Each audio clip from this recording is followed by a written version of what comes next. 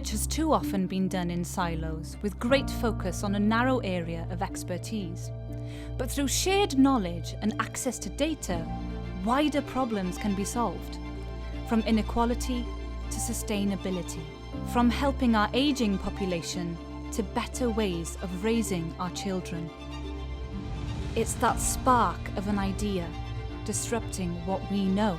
By thinking differently, our behaviour will change. This research is already happening. But now there is a new home in Cardiff that brings it together. A place open to the world that celebrates and encourages innovative thinking, collaborative working, and sharing ideas. The world's first social science research park. Spark. A spark to change our futures.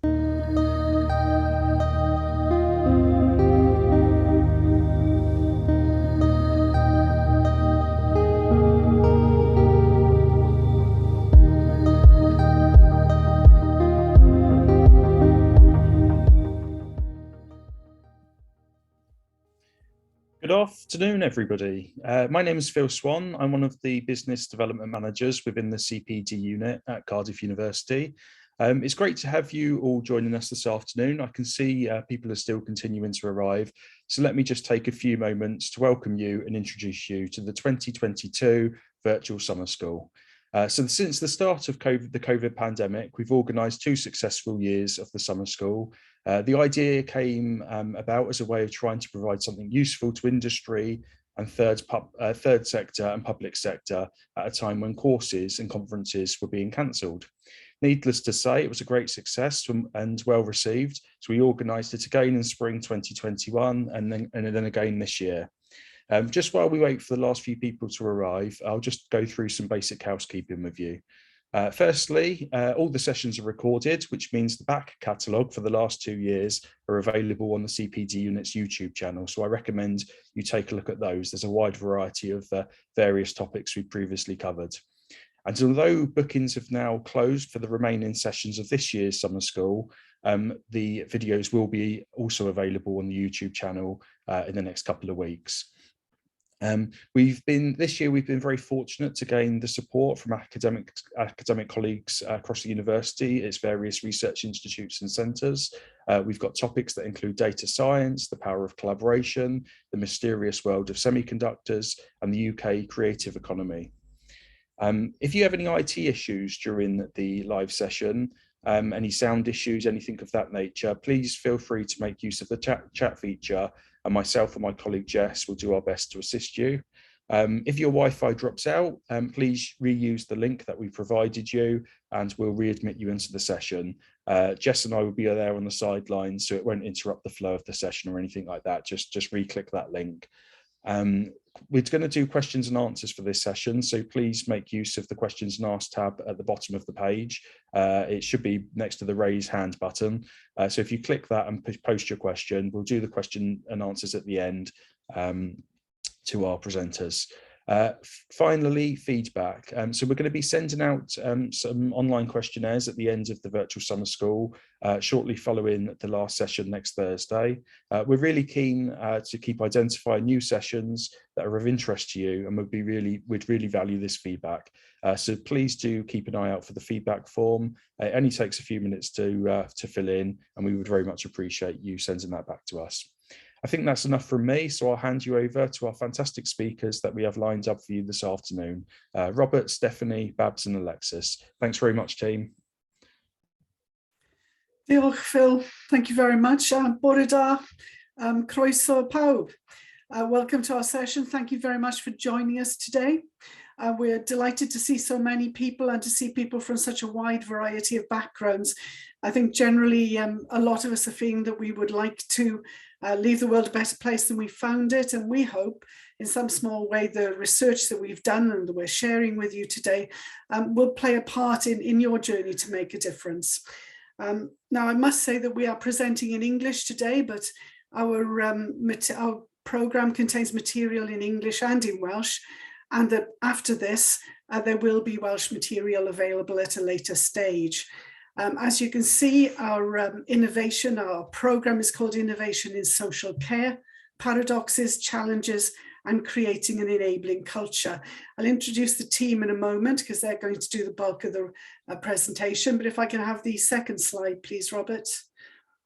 So this is a user research program jointly designed by my organisation, People Powered Results at Nesta, and URLab, the Public Service Innovation Lab for Wales, which is based at Cardiff University. And we did that work in response to Social Care Wales's tender, Understanding User Needs for Support for Innovation in Social Care here in Wales. And the bulk of that work took place earlier this year.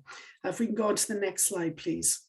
Our agenda for today is to introduce user research, our approach to user research, the core findings and outputs that were generated by that, reflections from our colleagues in Social Care Wales, and group reflections and Q&A we'll have at the end. So one more slide for me to go up, I think. Thanks, Robert. Here's our team. Alexis Palla from URLab is the research associate that we did this work with, and she will be up next. I'm Babs Lewis, PPR's manager in Wales, senior manager, and my colleague Robert Jamieson from PPR worked on this programme with us. We're joined by Steph Griffith from Social Care Wales, who's been a part of the team from the very start and working alongside us. So that's who we are. And I'll leave it now to my colleague Alexis to take us through the next part of the presentation. Thank you very much.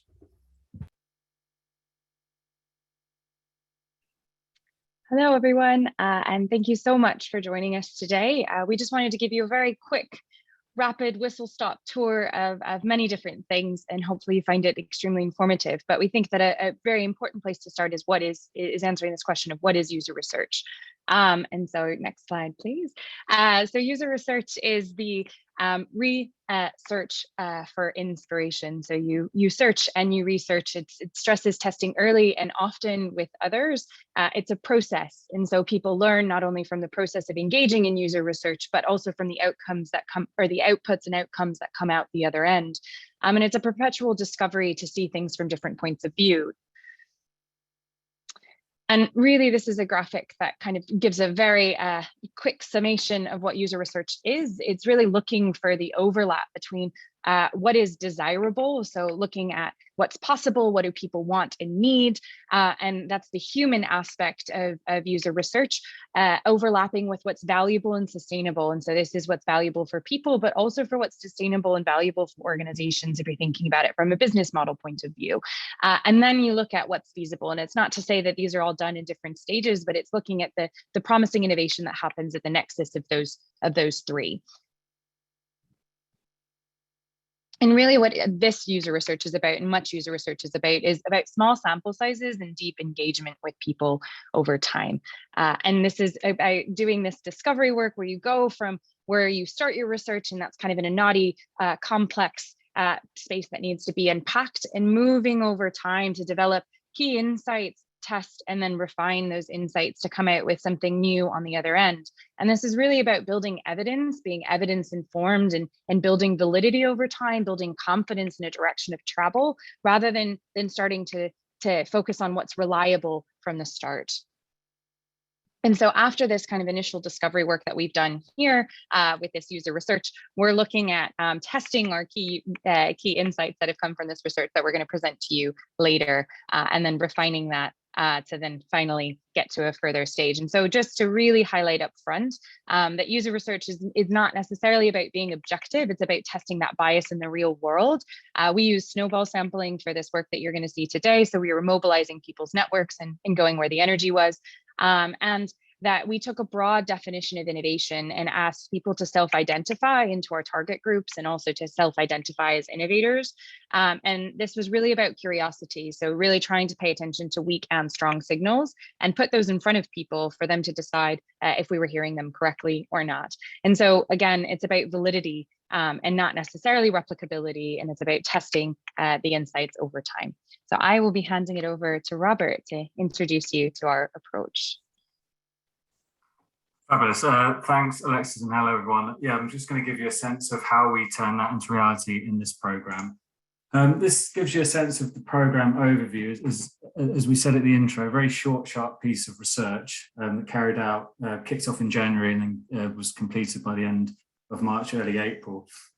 What we wanted to do was really generate a rich picture of the barriers and enablers to innovation in social care across Wales, but equally provide social care Wales with some really practical, tangible, tried and tested ideas about how they could then go and support innovation.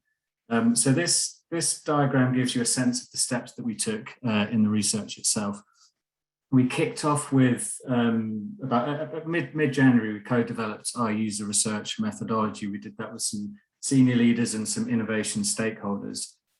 We then identified and refined our stakeholder groups and engagement strategy, and I'll use the next slide to tell you how we did that. We then tested our methodology in the spirit of user research. We wanted to iterate, really make sure that what we were trying to find out resonated, where we were asking the right questions. So we formed a steering group that enabled us to do that, and we hosted some initial scoping interviews as well to really be clear on the methodology itself. We then did our data collection, systematically collected data, and we used various means to do that, which I'll touch upon in a little bit. And this was to generate some initial insights and prototypes. What we then did was take those and tested them with people on the receiving end of innovation, so people across the front line. Directly impacted innovation. And then we had some final testing workshops with a mixed group to really make sure that we were hearing properly, also think about how the insights that are emerging can be applied in future. So that gives you a sense of the process we undertook. I mentioned some target groups. As Alexis said, we weren't caught up in the definitions of innovation. We didn't want that to exclude people from taking part in the process. So we took a broad descriptive approach so that we could really hear from as many people as possible in terms of our outreach. But we did land on 3 target groups that hopefully represented a kind of breadth of experience from across social care in Wales and across different levels of the system. So this was building on research that had already taken place. There was a fantastic project by London School of Economics called Supporting Adult Social Care Innovation. We also tested these definitions with the steering group that we convened. So the 3 broad groups we wanted to target through this research. So the first group was innovators. So anyone leading or engaging in the process of innovation, testing new ideas, or basically stealing good ideas from elsewhere. So these were people from across local authorities, voluntary and community sector, provider groups, housing associations. So a real kind of broad representative mix from across social care. The second target group were enablers. So these were people with the power to affect change or to support innovation. So could be working in policy, commissioning, decision-making, etc. And the last group we're calling the stakeholder group. So these are people directly impacted or not by innovation. So often people on the front line, people who use care services, social workers, care workers, etc. It's worth adding a caveat now that these groups aren't necessarily mutually exclusive. People wear different hats. You know, the research itself showed that a hell of a lot of innovation that takes place in social care in Wales comes from those on the front line, so not mutually exclusive. So the people we wanted to target. This last slide I'm going to talk you through is a bit about the programme support and then what we actually achieved in that short time frame. As I said, we convened this steering group to basically help keep us to account, to make sure that we're on the right track. They were an incredibly helpful group made up of different representatives from across social care. We also convened a leadership group that provided a bit of strategic oversight, so helped us, I suppose, make sure that this work was rooted in the wider context and helped do some of the dot joining that was necessary. And then you had the core delivery group who you've met on the session today, the kind of the dog's bodies. We were out having some, fantastic conversations with people from across social care. All of these different groups helped us develop a really useful and quite substantial user research sample, which I'll go through now. So what did we achieve in terms of our data collection? We hosted 9 expert interviews. So these were one-to-one in-depth conversations with people who experience innovation. And we wanted to provide the space where they could really reflect on their own experiences, but also I guess, think about solutions, think about the future and what could happen, the role in particular that social care Wales could play. We also convened 6 focus groups with 26 participants. We wanted to build out a larger sample, and if we had all the time in the world, we would have had more one-to-one interviews, but we were operating under tight time constraints, but they still allowed a pretty decent level of depth. The third method was a research questionnaire, and we got nearly 50 responses. The surprising thing about this was that it was originally effectively meant as a screening tool for people to participate in the research. But actually, we got some fantastic responses from people taking part, some really interesting reflections that we used to validate the insights that we heard across the methods. But equally, we've used directly to inform the outputs of the work itself. So a kind of real bonus. And lastly, those 2 final testing workshops at the end, just to make sure that what we were hearing was right, it was landing with people, but equally think about how this work fits in the wider social care ecosystem. So that's what we did. I'm going to hand over to Alexis now to tell us a bit more about what we found out. So Alexis. Thank you, Robert. And it was so thorough. And so really from all of those touch points, we started to hear some key messages. So I'm going to take you from kind of the higher level messages down to the granular through these next kind of ideally 15 minutes and no more. So there were some key core messages from our research, and one that came through loud and clear from people across social care is that innovation is happening all the time in social care, but it looks and feels different. And so this is because it's happening in pockets. The system isn't allowing things to join up very easily. There's a lot of friction. It's happening despite the system, not because of it. And so people are innovating to meet challenges or because they're seeing a need in the system that's not being met by services. And it's also needing to be recognized that it's being done every day by those on the front line and that the language isn't being valued and recognized. And that's the language of innovation. Further, it's very much so driven by this natural inclination to deliver better for people. So it's this people are driven by their values at the one-to-one level from working with people to see better outcomes in their life. And there's this pervasive overall feeling in innovation and social care that social care is at a disadvantage when compared to other sectors. The second key point was that many people saw COVID as an opportunity. So they see that it led to forced positive change in the sector. And this was an opportunity to go beyond recovery for social care, which was hindered in a precarious state before the pandemic. And that people want social care Wales or someone to work on the system to make it work, to make it better working in the system. And we're going to keep coming back to this third point and unpacking it further through our findings. The key kind of action areas at a very high level that people want to see are structural work. It's work that's relational, helping to build trust and restore connections and build connections between people. It's cultural. There's some mindsets that need to shift in the sector that would probably be of no surprise to many of you all on the call today. But there's key to this is there's infrastructural work that needs to be done. So people want shared platforms, shared meeting spaces, frameworks, approaches, things that unite the sector that people can plug into.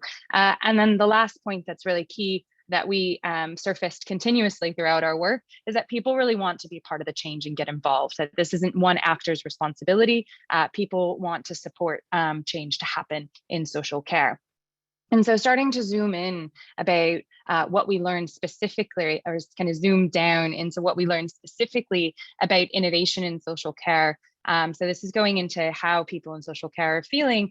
People in social care are feeling that the system doesn't kind of value their contribution. People are feeling not heard, not respected, not taken seriously. And that the needs and drivers for innovation in social care are potentially coming into conflict with external ideas of what innovation is expected to do and be. And this people were not wanting necessarily innovation. They were wanting technology to enable social care to function better, but they weren't wanting that technology to be an end, rather a means to a greater end. And they were feeling kind of forced to fit into other sectors' boxes and ideas of what innovation should and shouldn't be. And so as we began to unpack these challenges and listen through our listening engagements and our touch points with users and people working in social care, we started to realize that this was kind of if you go to the next slide, Robert, that it's more, there's a kind of a naughty mess that's going on in the middle, and as in a complicated kind of web of things that are happening. And then it's not necessarily that people can't innovate, it's that they don't feel enabled to. And that goes back to the recognizing the everyday innovation that's happening in social care. And at the crux of it, so this is a quote from a participant, there's this not feeling enabled, and there's other reasons and challenges as to why people are not feeling enabled. And so we uncovered different challenge areas that I'll go into in a little bit, but there's kind of 6 key challenge areas that people want work on. And these might not be surprising to many of you, but people want work around risk. People want work around leadership and culture in the sector. People want work around metrics and how we measure and how we kind of how we evaluate things in the sector. People want more sector unity, and people want to look at value, and how the social care sector can feel more valued, and have a more valuable contribution. And so from this, we started to see that there's this kind of people are feeling, and we reframed it into there seems to be an inequality of opportunity to innovate in the sector. And so people were feeling that your opportunity to innovate was really contextual. And so that it was dependent on kind of the place that you were in, or a commissioner's openness to innovation at that time, if something was going under, if the service was undergoing review, or if there was an underspend. And so people really wanted more of an equal access to innovate over time, and innovate when necessary, and to change and pivot when necessary. If you go to the next slide. And so how did we start to bring all of these insights together? We're about to get more granular. We decided to use a framework called the 3 Horizons model that comes from the International Futures Forum. And you all will be able to kind of Google that really quickly, and many resources will come up. But essentially there are 3 horizons. There's the current state of play and state of affairs, which is the Horizon 1, that red line that you're seeing on your screen. And this is where a sector has a lot of infrastructure. This is kind of the dominant paradigm, the dominant system, and where we are now. And so then there's this green horizon, which is that Horizon 3, which is the one that is present in the present moment, but it's also where you want to get to over time. And so it's a more viable future that you're reaching for. And really crucially, there's this Horizon 2 in the middle, which is the things that you want to try and test to get there. And so this graphic really nicely displays that. And so we use this as an underpinning framework to bring all of the research into harmony. And we created our own 3 horizons, which I'm going to take you through. I'm going to show you the whole 3 horizons, and then I'll take you through different sections of it. But essentially, we started to look at, okay, so where is the social care innovation sector now? Where is innovation in social care now in Wales? Where would they like to go? And so we created 10 visions of the future, and then what are people saying they would like to try and test in the meantime. And we should start with what's strong, not necessarily what's wrong. And so we wanted to highlight pockets of good hope and pockets of hope and inspiration and good practice that we can dig into in future phases of testing and any sort of co-creation that might occur. And so really kind of the 3 main conclusions about the present horizon, where we are now, is that there's this inequality of opportunity to innovate. But if you're digging down into it, people were very clear to us that the sector can't keep on like this, that it's coming to, someone said it's on its knees, another person described it as a leaking pipe.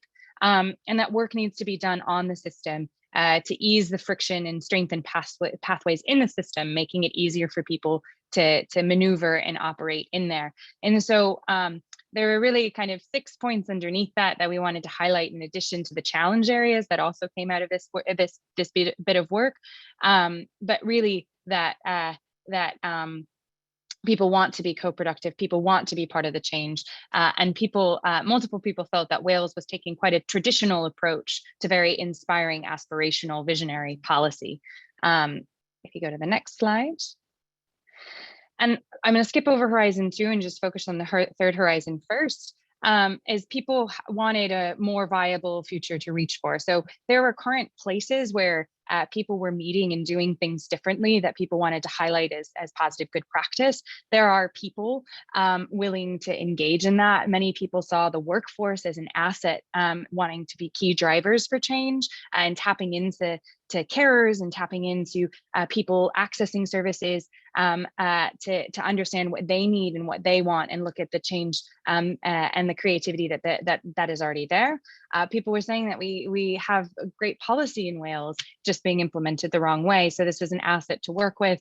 And then also that there's a lot of good practice in pockets across Wales to tap into to see what new models could emerge and could be scaled. Key target audiences that people wanted work done with because of their unique ability to kind of enable or disable innovation were commissioners and middle managers. Next slide. And we're not going to get to go into all of these, but what we started to coalesce around were 10 visions for change in social care that people that we engaged with were hearing. So we came up with these 10 visions that need to be tested and refined with people in future stages of co-design. But the idea here is, how we got to these 10 visions was a mixture between what people were saying to us in the questionnaires when we asked them what excited them and what they hoped for the sector, but also through our engagements with people in interviews and focus groups. And it really came out very clearly that people are wanting to shift towards a preventative, value-based care, social care system, and taking kind of a whole person approach, and wrapping around the person to provide for their needs, and bridging this gap between the really great policy that we have and the implementation and the reality that people are experiencing. Next slide. And so I'm going to now start really diving into what people want to try and test. And what we've co-created through this work. So these are the outputs and the outcomes that have come out on the other end. And so there's one part of this H2 work, and I'm going to take you through a series of slides that will explain it. So it seems quick, I'm sorry. But there's this first part of what are the things that we should focus on. So from here, the key bits to highlight are that we highlighted some sector challenge areas that will really need more research to understand what the key leverage points are, because these are recurring problems in the system. Again, many of them are not going to be unfamiliar to you all. And so we've offered a new framing to them, but we're encouraging more investigation to happen to see what headway can be made.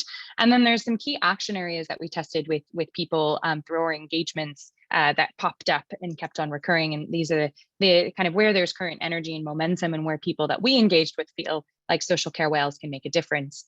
We go to the second one. There's a second part, which is through our research, we started to surface a key area around how any future work should be and how it should make decisions. And so there's some principles and some ground rules. Many of them won't necessarily surprise you all, but there's this idea that people want to have any action to generate collective responsibility, but also to be co-productive.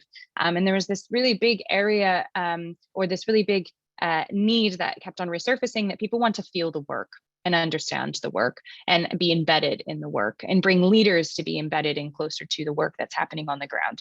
And the last area that we'll take you through is the personas. So Robert, next slide. Yeah, fab. So these key challenge areas, and these are the kind of the recurring sector challenges that we feel are stifling innovation and that we tested through our engagements. And so these are the 6 that are driving this outcome of people not feeling enabled to innovate, but having the ability to do so. And so there's the issue with value and needing to distress the many disparities. So people were wanting to increase parity and increase the profile of the social care sector. And so we started to understand this issue through looking and examining all the areas where social care is feeling unequal. And so we came up with this idea of needing to address the many disparities that are reinforcing social care's inferior status to other sectors and within the wider public discourse. The second one was metrics. So our current way of measuring and collecting data and evaluating social care in Wales is undermining our wider ambitions, including innovation. And so it is undermining our ability to achieve certain strategic objectives. And we have many participants talk to us about the ways that we are being held back from achieving our full potential. The next one is about leadership, and there's this strong desire for leadership to come from all levels, but this needs to be more defined between roles, responsibilities, how those responsibilities are shared across the sector, which really feeds into risk. And so what we really learned about risk is there's way more to risk than what meets the eye. But new approaches to risk management are already underway in Wales, and people are wanting new approaches to risk management. Sector unity is one that needs much further unpacking, but we kept on hearing from people that they want a united voice to represent social care's interests, and that Social Care Wales could step into that role to provide a more kind of united front about what the social care sector needs and wants and desires. And then there's this last area of requirements, and people felt that there was too much pain for too little gain that was deterring people from innovating, and that we need to creatively realign to alleviate the pressures that the sector is feeling and encourage innovation. And we could do so by you'll see in an action area, potentially looking at embedding innovation in contracts and also looking at more creatively embedding innovation in practice and processes. Next one. And so this feeds into our action areas, which we identified 3 promising areas for action with our participants, which one was wanting Social Care Wales to step into a convening role. So bringing people together in new ways was essentially how we understood this. And there's a variety of different ways that Social Care Wales could bring people together. They could bring people together to collaborate. They could bring people together to learn and exchange. They could bring people together to work on challenges, so in much more of an experimental way. They could bring people together to gather information to feed upwards. And these were all things that came through our research. And we started to understand that people are wanting a body or an organization to step into a convening role and coalescing and bringing the sector together. Another key action area was building platforms in ways to share ideas. People were wanting solid infrastructure and to build a repository where people would be able to know where to go to get some sort of information, whether that be a notice board with events and resources, or whether that be a repository of ideas to feed back on and share and knock about in the sector. And then the last key area was looking at how innovation could be embedded into practice and contracts. People saying things like you kill it with a contract in the sector, and people feeling that their behavior is being prescribed to them and limiting their professional autonomy, but also limiting their ability to innovate. And so this is the kind of the last tool we're going to take you through. So we developed personas that are evidence informed. So through the focus groups, if we go to the next slide, Robert, through the focus groups and through the questionnaires, we gathered a lot of data, and we had a lot of qualitative data and a lot of people's voices, and we wanted to turn them into meaningful outputs that people could use to potentially start to make decisions and behave and debate and discuss things differently, and also to see different views of the system. So the ones that you see that were green, we have innovation. Yeah, there we go. We can oscillate between the two. And so these personas shouldn't be viewed in isolation. They all speak to each other, and they speak to different levels of the system. So we have these Carries and Reeses, which are really zoomed in views of people's experiences. And then we have zoomed out views of different profiles within the sector of innovation. So you might have someone who's visionary, the one that has the bold vision and wants to champion and lead the charge. And so people that identified as that, we gathered their views and analyzed them and turned them into a tool about how they're seeing innovation in social care and what they would like to do differently. So we have 6 kind of those innovation profiles, and you see 2 of them on your screen, the visionary and the cross-pollinator. So if you go to the second, yeah, perfect. So this innovation profile persona is a summary tool. And so it allows you to see 6 different points of views of innovation, right? So some of us might feel more people powered. Some of us might feel more visionary. Some of us might be those doers and those experimenters. And so it allows you to see what problems they're seeing in the system and what's really important to them. And it allows 6 different views to enrich and have a more holistic discussion about what action should come next. But to really make it hit home, we developed these challenge area personas, which are much more akin to scenarios where you can really understand someone's story. And these are based on people that we engaged with through the interviews and the focus groups to understand what structural and cultural issues they're seeing and experiencing. So it's much more about embedding people in a story rather than a higher level perspective. And so just to really quickly sum it up, there are these 6 for the innovation profile personas, which we have people that are more problem solving. We have people that love to network and bring people together, and these cross pollinators are there that love to bring together new ideas from different sectors. So taking something from business and bringing it into health, right? And then you have people that are much more people powered and experimenting. And we had actually a pretty even distribution from our questionnaire respondents in these 6 profiles. The next one details our 7 challenge area personas. So what do we mean when we say that someone is an everyday innovator? Well, we have an everyday innovator in Carrie, right? So we created a profile or we created a persona of Carrie to kind of exemplify what we meant or what we were hearing is the everyday innovation that's occurring in the sector. But also, what does it look like to be from an enabling perspective in social care? So we have someone like Katrine, who's a senior business manager, and how are they seeing the issues in the system? So we have these kind of 7 different vantage points that all speak to different challenge areas, but also speak to the innovation profile personas to enrich in the discussion. And so, yeah. This kind of walks you through what we have. So you have kind of the main message on one side, but then we wanted to delve deeper into those scenarios. So what would this person like you to do? What is Carrie needing? What would make a difference in Carrie's life and in her role? And so we have the longer story and we have kind of a summation of that story as well. And so where is this all going? We just have kind of 2 action areas from here, and then I'm going to hand it over to Steph before we open it up for questions.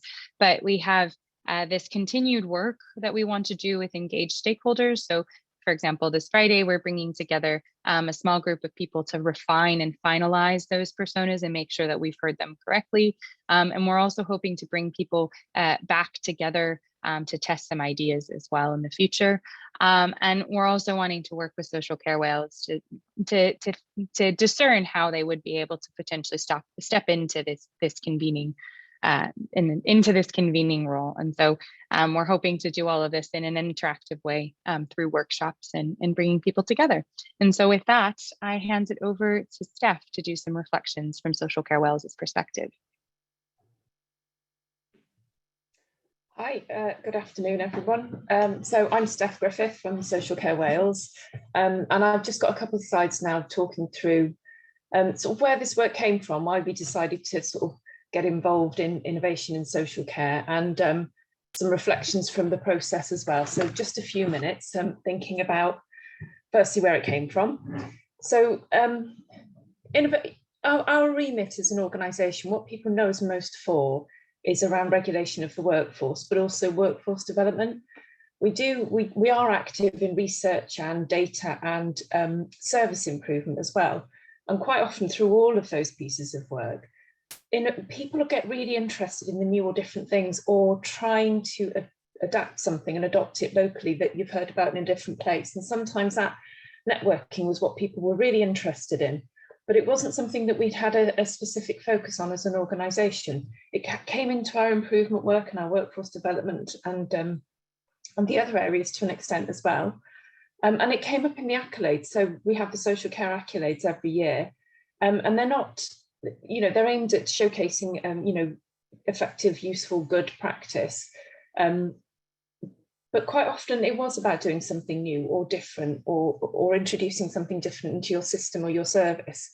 And so we kind of knew we had this lovely information around innovation, but we didn't have an explicit focus on it. So we thought it would be quite useful to actually, do some work around that and think through what could we do, because we have this information, we can share it, and we've tried doing that in the past, but we know it doesn't really travel and things, action doesn't follow.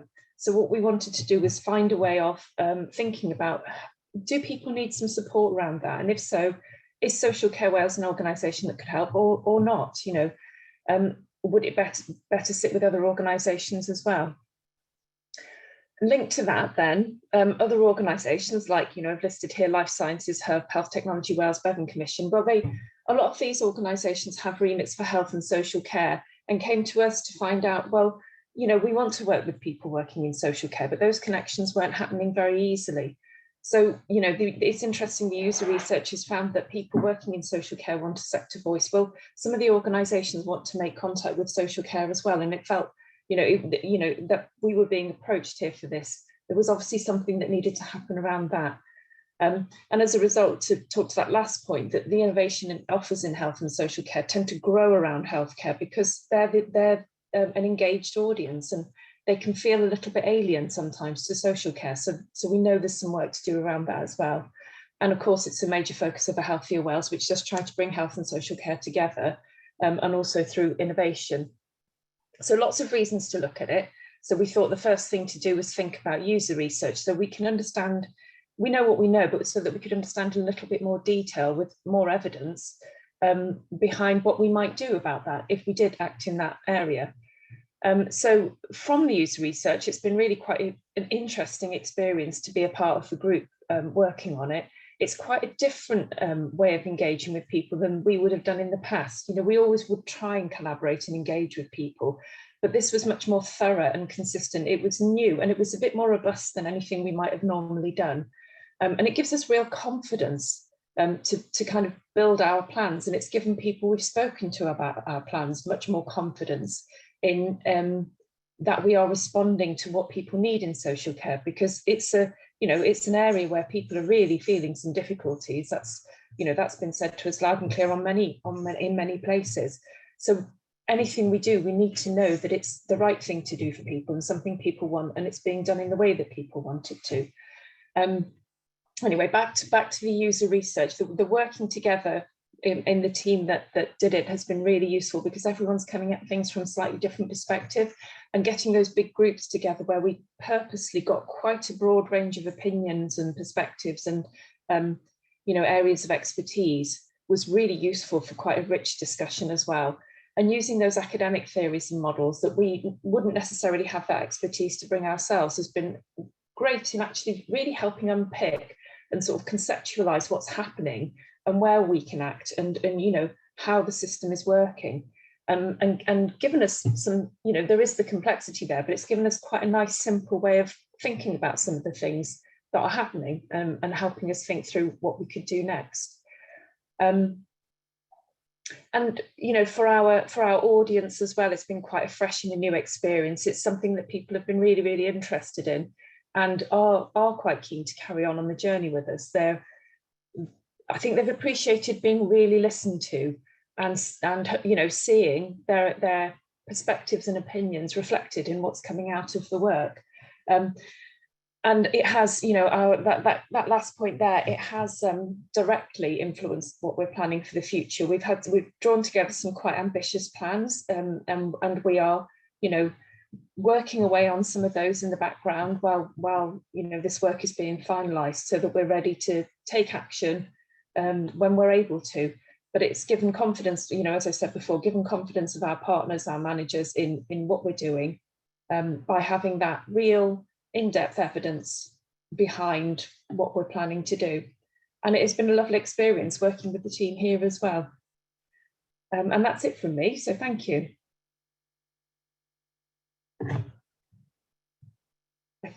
Are we opening up to questions now, I think? Thank you very much. That was a really interesting and insightful presentation, team. We have got one question that's come through, but I very much encourage anyone else, if they do have any questions, to post those via the Q&A tab in the next few minutes, so we can field those to the presenters. So the first question we've got here, it's quite a long question, so to bear with me a second. It goes, I'm not in the social care sector, apologies if this is old hat. I just wondered whether anyone questions the need to optimise the systems between local authorities and health boards. Are they sharing best practice and a one system approach? I'm aware of some digital twin thinking being explored in England between local authorities and the health trust. They're excited about it with a view to driving efficiency of resources and saving money. So I don't know if any of our presenters can tackle that. I can respond. I don't know if there's more detail that came out through the user research, but I think in terms of working with health, we are quite connected into the health innovation sort of space and networks, etc. But I think what's become clear is that the infrastructure in social care and the understanding of innovation, what it is, what people are doing around it, is really quite different. And our starting point, I think, has to be understanding that with a view to working together with health much more closely as much as we can. So yes, I think an ambition would always be for that joint health and social care working, and some of that might be able to happen straight away, but I think we need to understand the social care innovation space and what support's needed there, perhaps before we can confidently then come together with health around some of these things. I know, for example, some of the work around digital and technology, health and social care are coming together perhaps a little more. But yeah, I think for us, we're looking at social care and with that joint and integrated sharing and learning in the future. Great, thank you for that. Do any of the other presenters want to add to that at all? I don't know. I would just add and this is just kind of dovetailing what Steph said, is I think what kind of kept on coming through loud and clear to us is people were saying, look, there's a lot of, and so going to optimizing systems, people would say there's a lot of systemic friction. Like, they didn't say that in those terms, but they would say that there are a lot of barriers inhibiting us from being able to join up and work together. And we need to take care of that first before we can kind of look at these wider scaled kind of more I would say technology enabled care thing. So people were very excited about the possibility about digital and technology, but we're really wanting to take a step back and look at what keeps driving these perpetual inequities in the system, and looking at changes that could make much more of a systemic effect. And so what was repeated to us in especially one of our focus groups was that people are intrinsically motivated. So if they're being kind of pushed down by the system, we need to look at what's pressurizing them and what's demotivating them from innovating and what's disincentivizing them from innovating. And once we take care of that, then these other things will naturally flow and people will be speaking to each other. But one person in specific, which was the questionnaire respondent, was saying that we make it so difficult for people to even partner to do things. And so it's like why bother, was just kind of the mentality of like, why should we try to do something new and different when you just kind of increase the pressures on us when we try to do things differently. So yeah, that would be my response. Oh, that's great. Thanks very much, Alexis. We haven't had any other questions come in, so I think that probably concludes the session. I can't see anyone's typing, so yeah, I think that probably concludes the session now. Okay, well, we had a really quick, so we wanted to kind of get a sense check from you all in the room. So the 20 some odd people that are on the call, and so just because we realized that this has been an amazing way to be able to engage and disseminate our findings and our research with people, but also we want to know what people are taking away from what they just heard. Might not necessarily have a question, but they might have a reflection. So we have a Mentimeter that we created, and you can just click that link, or you can copy and paste it into your browser. And there's 3 questions that are there. There's kind of 2 reflective questions that will help us to know how we're doing and what's insightful to you all, and what people found valuable. And then there's a last question, which is not, it's just if you would like to continue engaging with us. So if you would like to hear about this user research and where it's going, and what Social Care Wales decides to do next, and what hopefully PPR and URLab can support Social Care Wales to do. If you'd like to stay in touch, just enter your details in there, and it allows us to just kind of send a follow-up email to you all. So it's just three slides. You can click through them at your own pace, and then we'll know a little bit more about you all on the other end. Just while people are copy and pasting that link into their browser, and I encourage you to do that because I'm not sure if the chat saves once the session's ended, but while people are just doing that and opening the link and hopefully filling that in, we have just had another question come through. Is the user research being published? Steph, I will hand it to you, Babs and Robert, to take that one.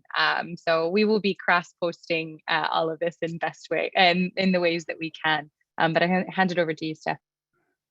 Yeah, I've just put an answer in there. So yes, and so there'll be materials from today available for people. That might be slightly sooner, but yes, we would publish this and want to share it as wide as we can. Yes, there will be a report as part of the work we've done, and we're working on that currently, so it'll be available in a short space of time. Brilliant. So assuming that everyone's been able to copy and paste that Mentimeter link or click onto it to open their browser in the last couple of minutes since it was posted, then I think that does conclude the session for this afternoon. So it's just left to me to thank our brilliant presenters, Robert, Stephanie, Babs and Alexis, for presenting this afternoon and answering the questions. Thank you very much, everyone. Thank you. Thanks, everyone. Thank you.